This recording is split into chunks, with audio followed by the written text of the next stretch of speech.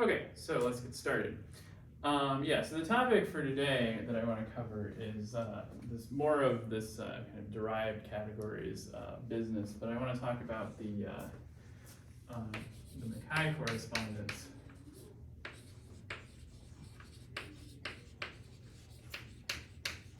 And derived categories.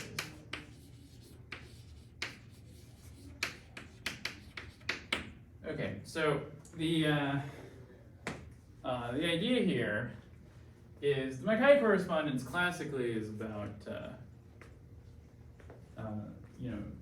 think of say the Duval singularities. So you can call this like the classical McKay correspondence.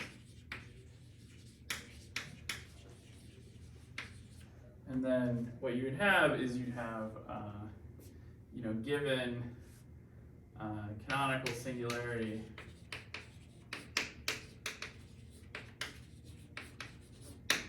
of surface, then this corresponds to some has some type A, D, or E. So this is like some A, D, or E quiver.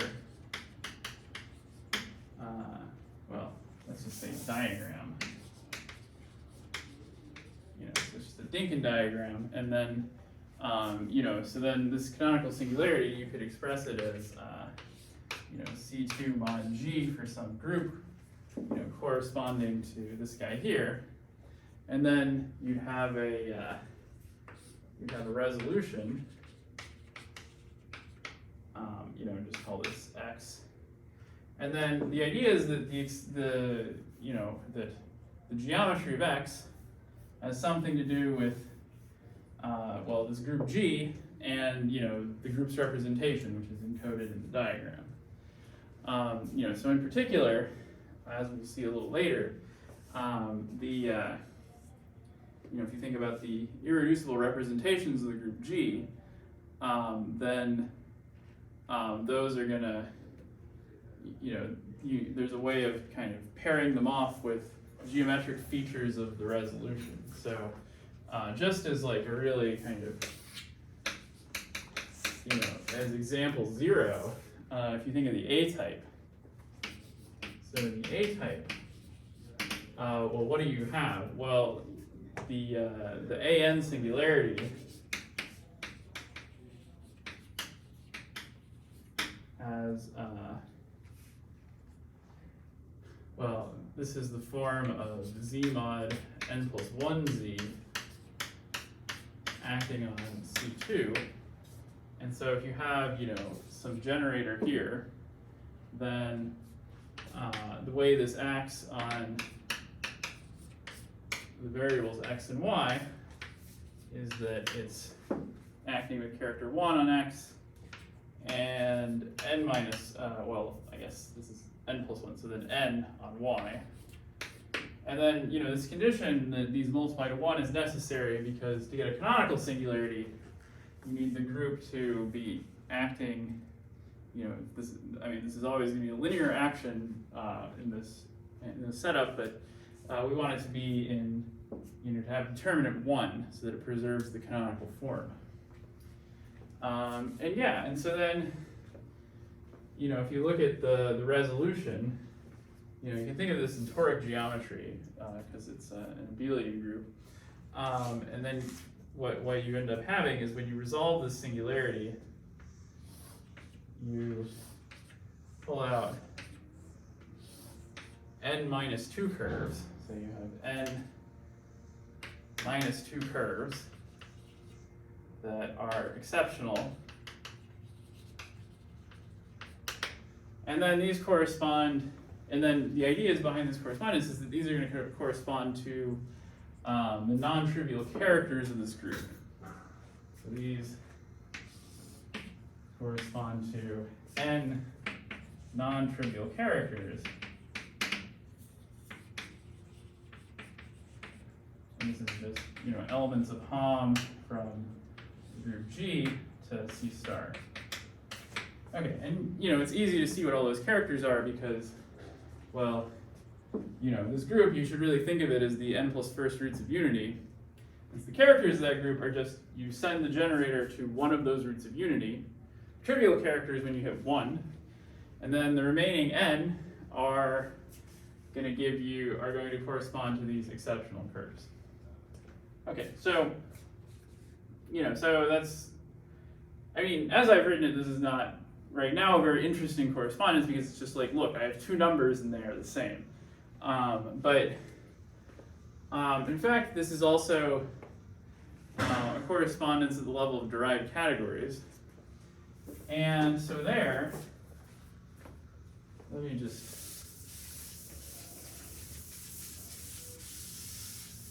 state this. Let me just state the general version right now. It's the theorem. And then this is Bridgeland, King, and Reed.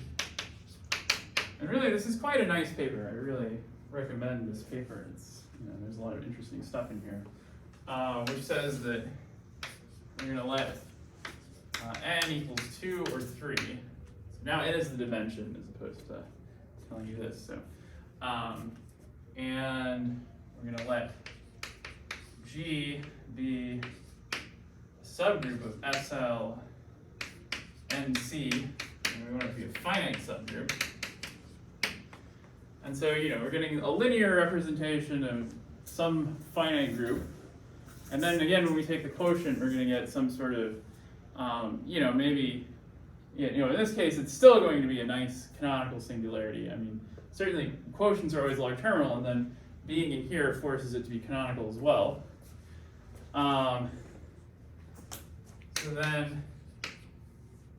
they don't actually, this first part there is already known. I'll get to that in a moment. So then we'll take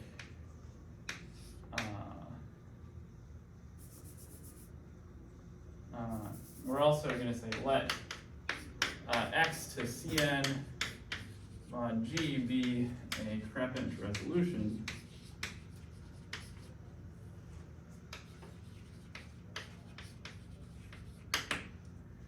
And in the setting, then there's a derived equivalence, or an equivalence of derived categories. And on one side, we're going to have dg of Cn, and on the other side, we're going to have d of x. Okay, so a few things to keep in mind here.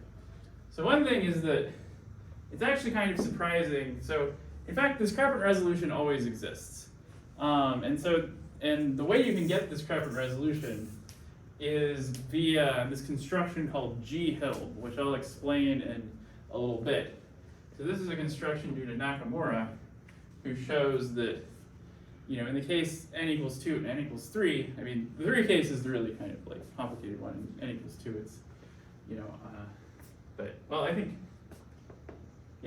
it's interesting in both cases, actually. So, in these 2 cases, n equals 2 and n equals 3, you can construct this G-Hilb, and it will be a Krepinch resolution of your singularity.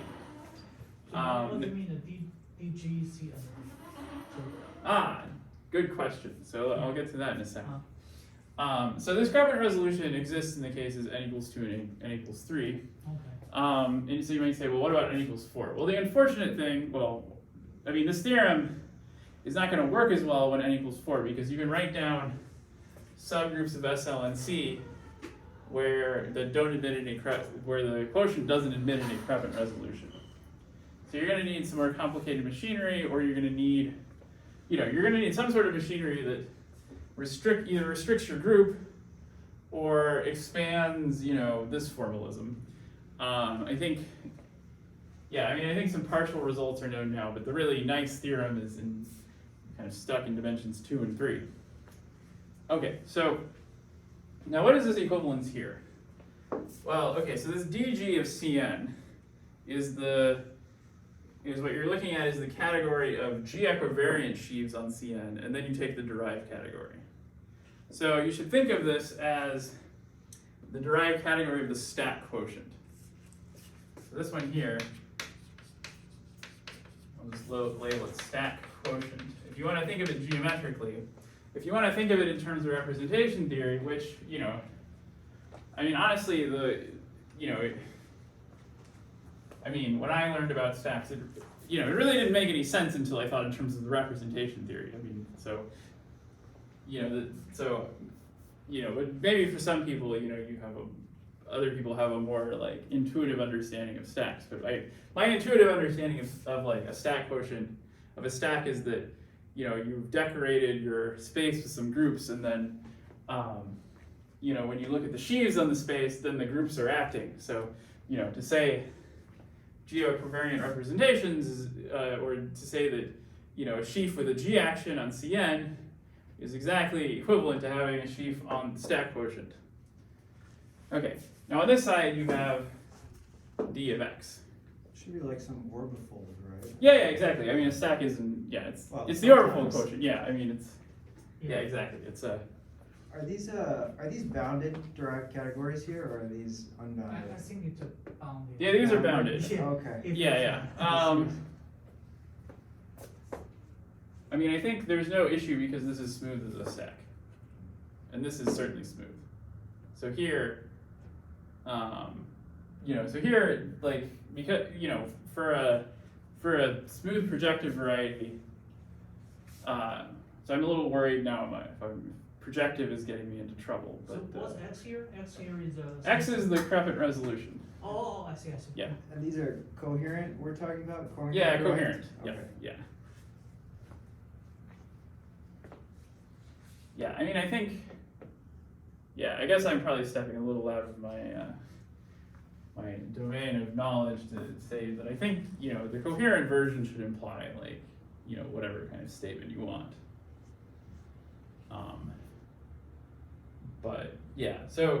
So I mean, if we want to be precise here, we'll say this is the bounded derived category of coherent sheaves on both sides, and, so I really should probably put B's here, but I think, so certainly for a smooth projective variety, then you don't, every sheaf is going to be,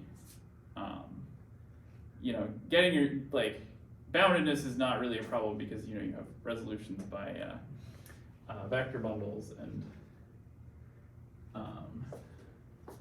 let's see. So Yeah, I just wanted to make sure I understood what we were talking about. Yeah. Okay, so, maybe it's just like a kind of quick and dirty example to say.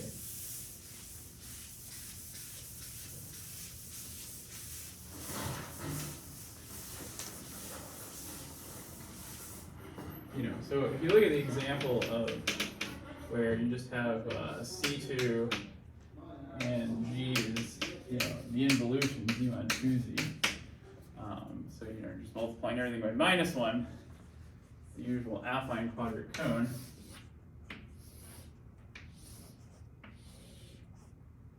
And then, if I'm thinking of this as, so the way you should really conceive of this is that the,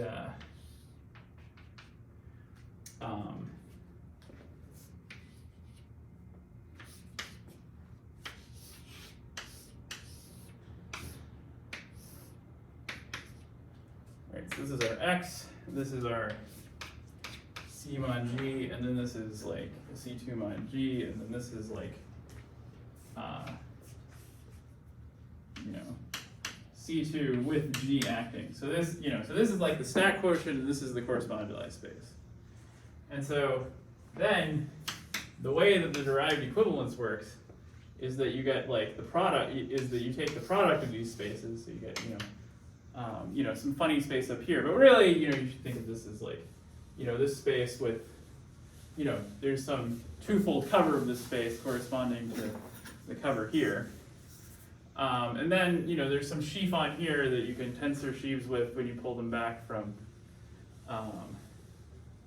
let's see, I think it's actually, you pull them back from this direction and push them down, because I think... Looks like some sort of Fourier-McKay transform? Yeah, it's exactly that. The Fourier-McKay transform, that's exactly right. So I think, here, instead of writing it this way, I should write it just like, this is, I think, just... the regular C2, and then this is the 2-to-1 cover. So then when I do it this way, this map is actually just flat. And then, you know, when you pull back, you can just consider, what you get is a sheaf with a G action. And then you can also pull back this way. And then the thing that's missing when you pull back is here you're going to be missing the, you know, the sheaf where you have O of E minus 1. And so it's like, well, what does that correspond to over here? So it's going to be something else that's missing over here. And so what's missing over here is when you have just the skyscraper sheaf of a point, but it has the non-trivial G action. So, you know, you call this, you know, you just call this like P twisted by 1. It's a little confusing because, you know, if you're putting the twist here, it's like, what kind of twist do I mean? Well, the idea here is that this is the skyscraper sheaf of the point. So this is, you know, this is just K, and then the G action sends 1 to minus 1.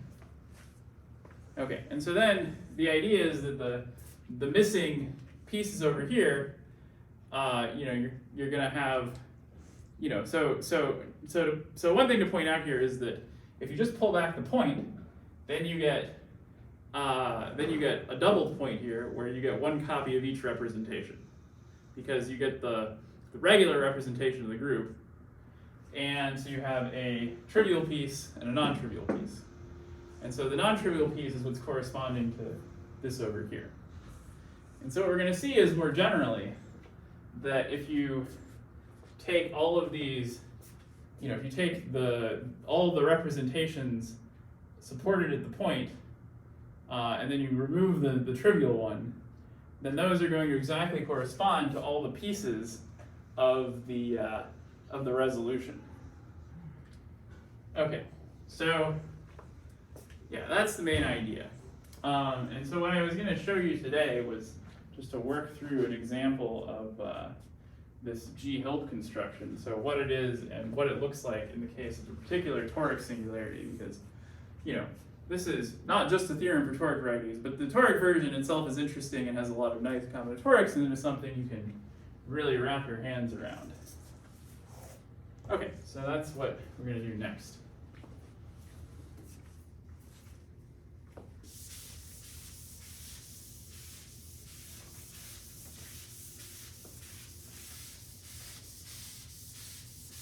Do these stack quotient derived categories have any relation to like the singularity categories of like? Oh, that's a great question. I mean, those you're usually thinking of in terms, like, those you're usually writing down when it's not a quotient singularity, where it's like a complete intersection, or where it's just like a hypersurface in like, you know, in force space or something. So what do you mean is singularity, derived category? So there, it's the idea of something like you have, It's like the derived category mod, like perfect complexes. Right, yeah. Singularity. Yeah, so you have like, you know, you have some singular space. So, you know, you have like let's say you have just like a high degree hypersurface, but you're looking at where it's like homogeneous, and you're looking at an affine space. You have like a singular point, and then, you know, and so you want to kind of measure how singular it is. So you quotient out the perfect complexes, which, you know, everything would be a perfect complex if this were smooth. Oh, okay. And so you get what's missing. Yeah, so I mean, this is a pretty interesting question because, you know, you might say, okay, well, what about like the case where this is like, you know, you know, let's say it's the cone over something like, I mean, not Clavial because that would be too singular, but like over like a Fano variety, and so like where the discrepancy is 0. Yeah, but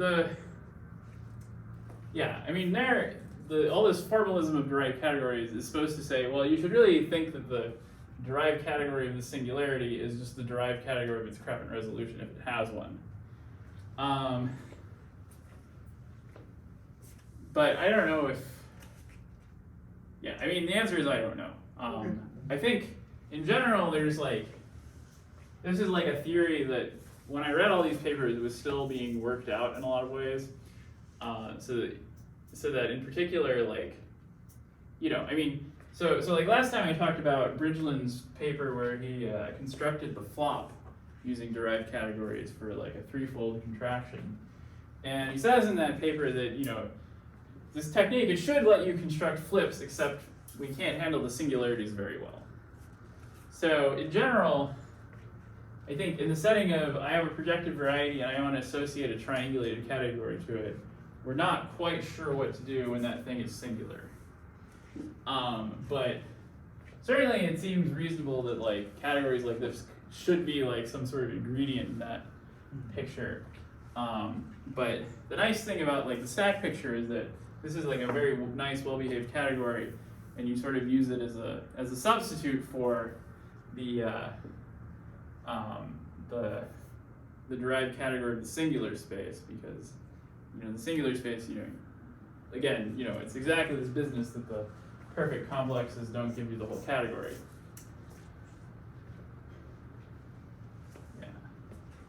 Yeah, I mean, in general, the kind of the big picture idea is that, to every variety you should associate the derived category, and then to do various operations on the variety, you should, digging around in the category, and there's sort of two things you can do. One thing is to find interesting semi-orthogonal decompositions and knock off pieces. So let's see. I think, so the idea is that running minimal model programs should be computing, like removing pieces of the semi-orthogonal decomposition until you've got something that can't be made any smaller. So I think the fact that a Calabi-Yau variety has a spherical object says that it can't have a semi-orthogonal decomposition. I believe that's a well-known theorem, and so that's some little bit of positive evidence is to say, well, if you have a Calabi-Yau variety, it's already minimal. So, and then there's also, that like when you have a variety that's canonically polarized, then you can just recover that canonical model from the derived category. And I mean, in general, you should be able to recover the canonical model from the derived category because,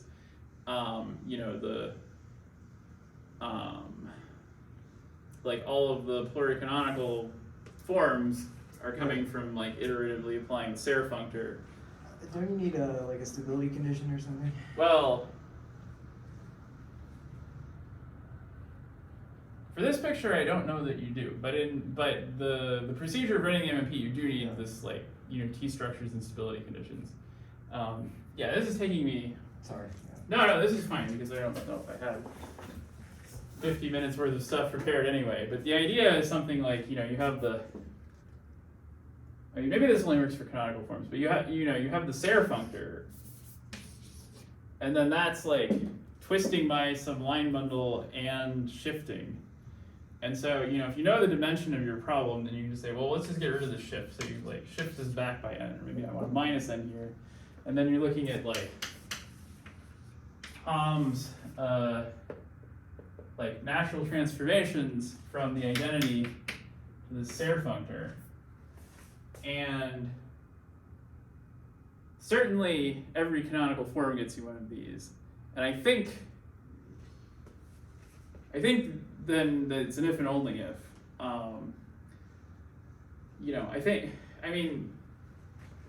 The idea then is like, okay, what about pluricanonical forms? Well, then the idea is, you just keep applying the functor multiple times.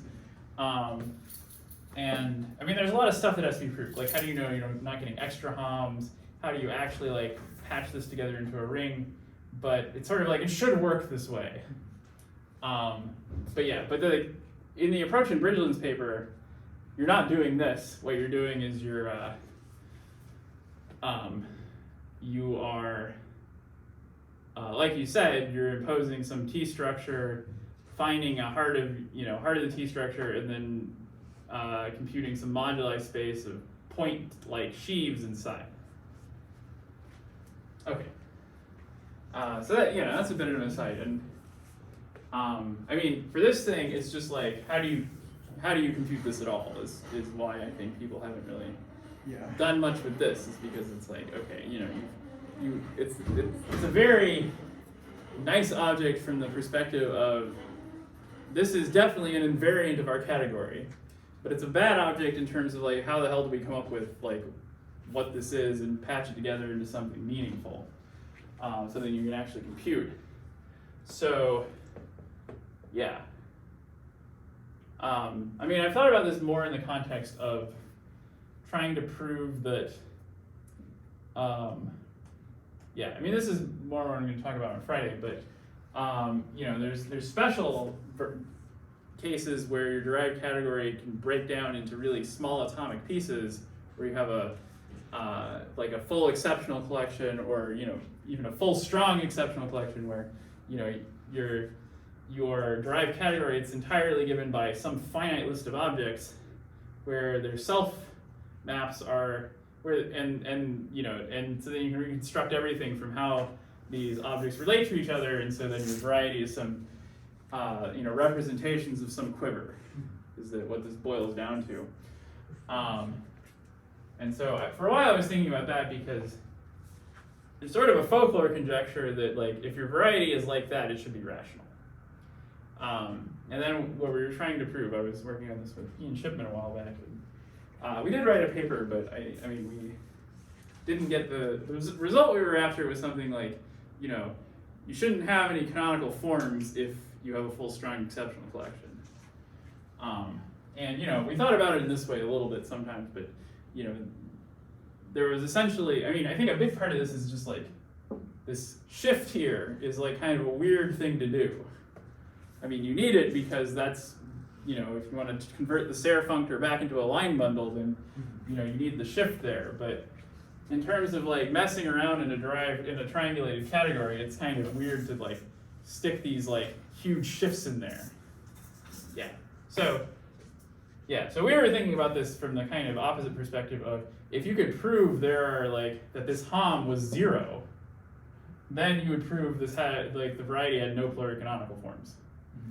And that's, you know, that seems like a little more tractable, but I mean, for one thing, maybe this is just not 0 in a lot of these cases, and the other thing was just like, well, I mean, even if it is 0, how do you prove that, other than the geometric way? But yeah, it's definitely a very tempting way to go about this subject. Yeah, a lot of them might know something about this, because it sounds very similar to like this whole project with like ghosts and phantoms. Yeah, that was a big motivation for this, Yeah. for sure. Because, yeah, the idea is you have a lot, I mean, the whole phantom category thing is that you have a lot of, I mean, maybe not a lot, but like, you have examples of surfaces of general type where, you know, it's very close to having a full strong exceptional collection, but then there's a bit of the category left over, and then that's your phantom category. And so the idea was that, well, if you had a variety of general type and it was close to this, then there should be the presence of some phantom category. I think, you know, I think I picked this up from Littmill, but I don't want to like put words in his mouth. Yeah. You know. Yeah. So. Yeah, that's a. Anyway, I should probably get back to this though. Though this is actually quite.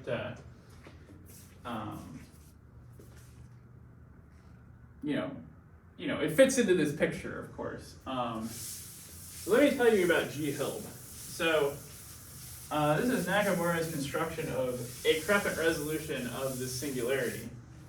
The idea is G Hilb. And then what this does is it parameterizes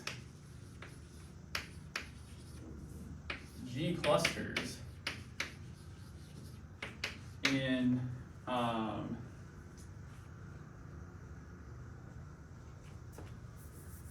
so I'll just say in Cn. So n is, remember, n is either 2 or 3. So I guess you can make this construction for an arbitrary n, but the idea is that what is a G cluster? It's a subscheme Z such that OZ is isomorphic as a G representation to the just a regular representation ring. Okay, so, and the theorem due to Nakamura, I mean, you have this construction, and then you also have this theorem that in dimension 3, G Hilb is a Crepin resolution of the singularity. So,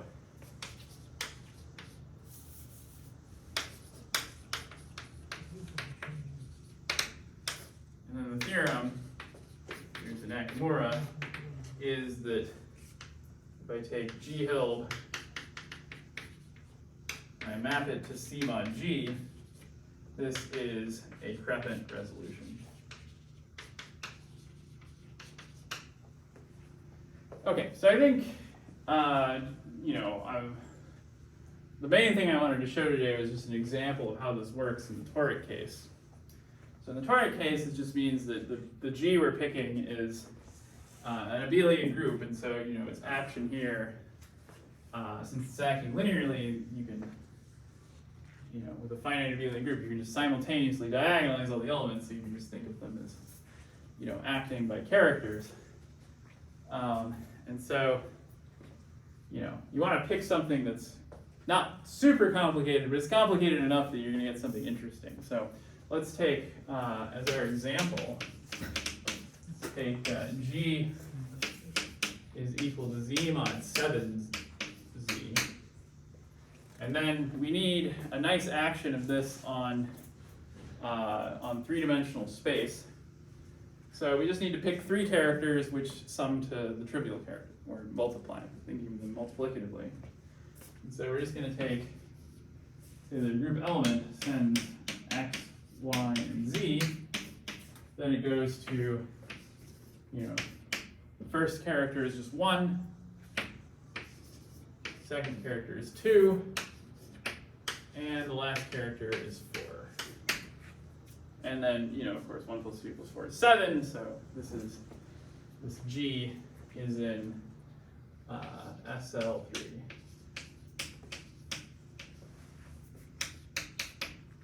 Okay, and so, so what we're going to do is we're going to approach this problem, in kind of 2 ways simultaneously. So one is just, standard toric geometry to kind of understand, well, what does this look like, and then what would a Crepin resolution look like? And then the other is to think about it in terms of this Hilbert space where you're actually parameterizing something. And so here, you can also think of this as, oh, I imposed a T structure and I looked for point-like objects. Well, a point-like object should, it should give you a representation. So you should have this as representations, no matter, like that's the sort of numerical condition. But then the stability condition is that these are isomorphic, also as rings. So the way you can just, one way you can think of that is just that the trivial part generates the whole ring. So, if you have a stability condition that weighs the trivial and non-trivial parts appropriately, then that will force this to happen. Okay, so if you're thinking about this in toric varieties land, so there's like the 2 dual pictures, right? So on the M side, you have you're going to have monomials. So you're going to, the coordinate ring of C3 mod G is going to be generated by monomials in the X, Y, Z, which are invariant under this action.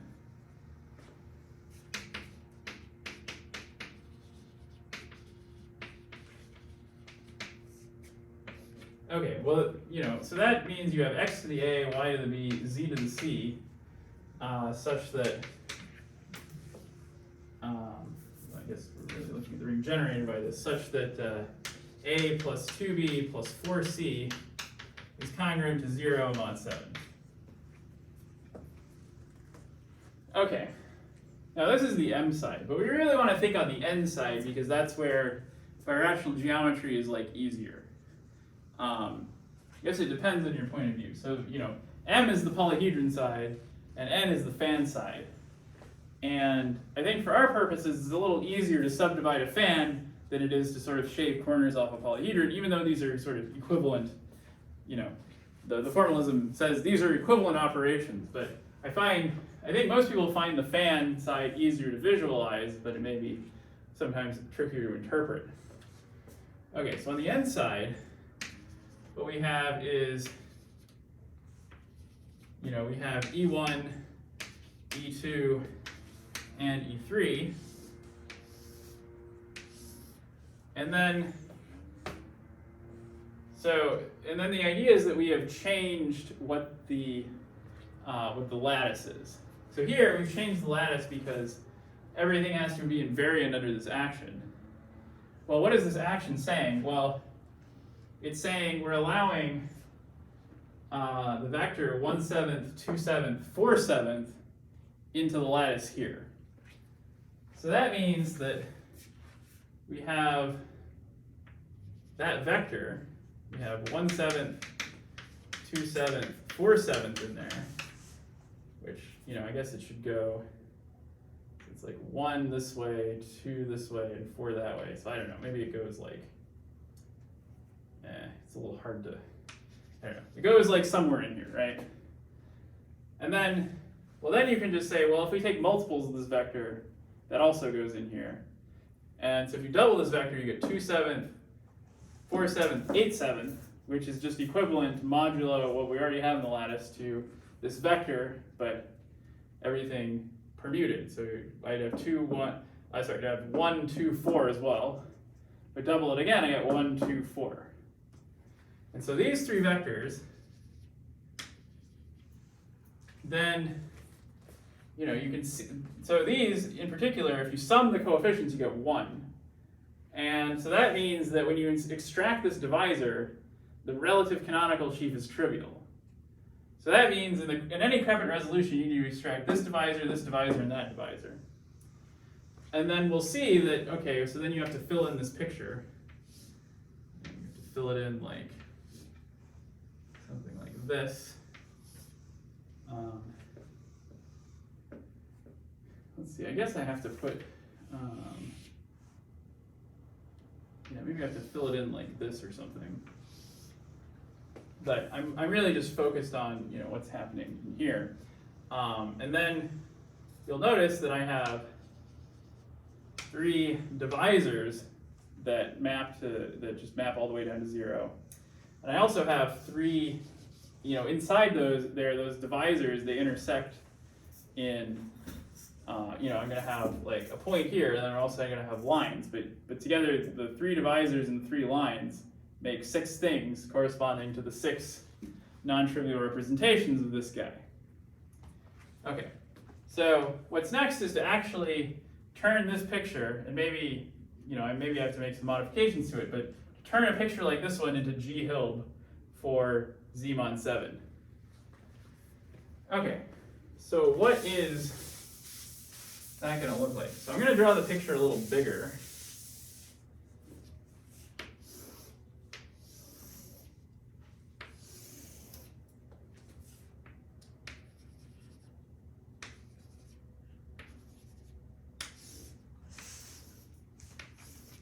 So at the beginning, we don't actually know how to fill in the line, how to actually triangulate this picture. We just know where the dots go. But we'll see in a moment that you certainly do want this. There's a certain symmetry to this, which, you know, I mean, certainly you can see it has this Z3 cyclical symmetry where, you know, by substitution, X, Y, and Z, you know, you can't really tell them apart.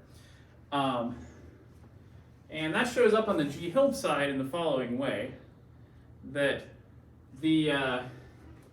so if this picture is supposed to be G Hilb, then all the triangles in this picture should correspond to fixed points of G Hilb. Fixed points under the torus action, which means those should be schemes which were cut out by a monomial ideal. So what we're looking for is the big triangles in here are going to be the monomial ideals. So we want monomial ideals such that, let's just call this I, such that C adjoin x, y, z mod I is isomorphic as a ring with C to the G. And so, in particular, it'll be isomorphic as a representation too, if it's isomorphic as a ring. Okay. And so what we can see is that it's actually pretty easy to cook up like a really symmetric one of these, because you say, okay, well, you know, x has the character 1, y is the character 2, z has the character 4. Then if I pair these, xy gives me 3, yz gets me 6, and then xz gets me 5. So that gets me everything. And then I don't need anything else because xyz is going to be 0. So you're never allowed to have xyz because you already have 1. So in particular, you know, we always know that xyz is an I.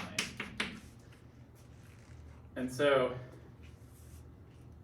you know, here, what we have is we just have, this one is I is x squared, y squared, z squared, and xyz.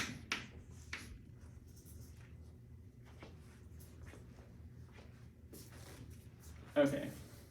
On the other extreme end, you can also have, you know, we're going to have 3 ideals that look like, you know, so there's always a symmetry here where whatever we do, we can swap around x, y, and z. And so the other extreme end is we could also have something like, you could have something like just,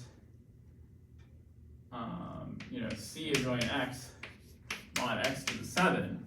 That's also a scheme in here because you just set y and z equal to 0. But that's going to be like in one of the corners, right? So that'll be like, you know, that'll be these like flat ones here. Because, you know, this right here, this represents where, like this represents where x is 0, this represents where y is 0, so then this one is going to be where z is, you know, this is where z is the only coordinate you have, so this will be c adjoin z mod z to the 7. Okay, so what else can we do? So, you know, so let's, you know, we want to be a little bit systematic about this. And in particular, looking at this picture, it seems like, you know, the only way to divide this up is now, for these guys, one of the three variables has to be equal to 0.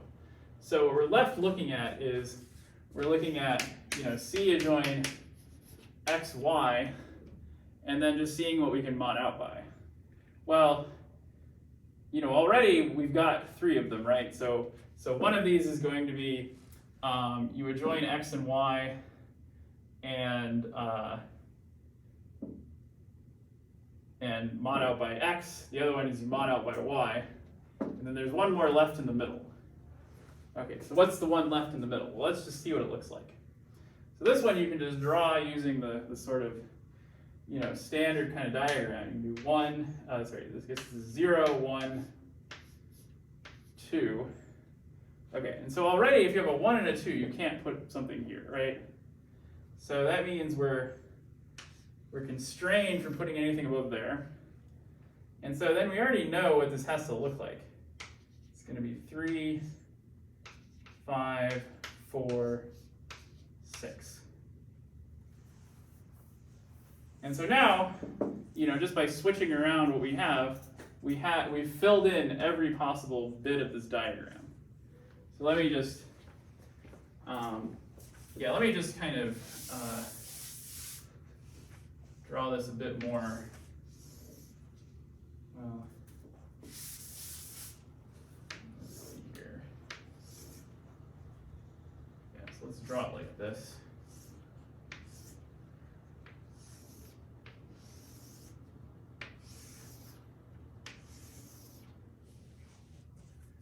So this one is we mod out by x, y, z, and x squared, y squared, z squared.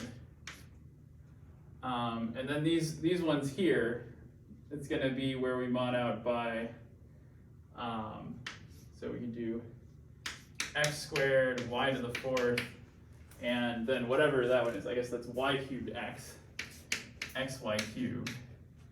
And then, and then we have the various versions of that, we'll have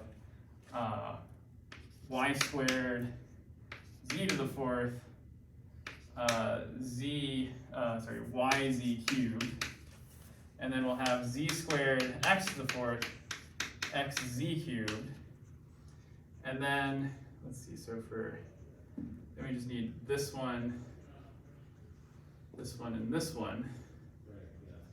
So let's see, so here's where x is 0, here's where z is 0.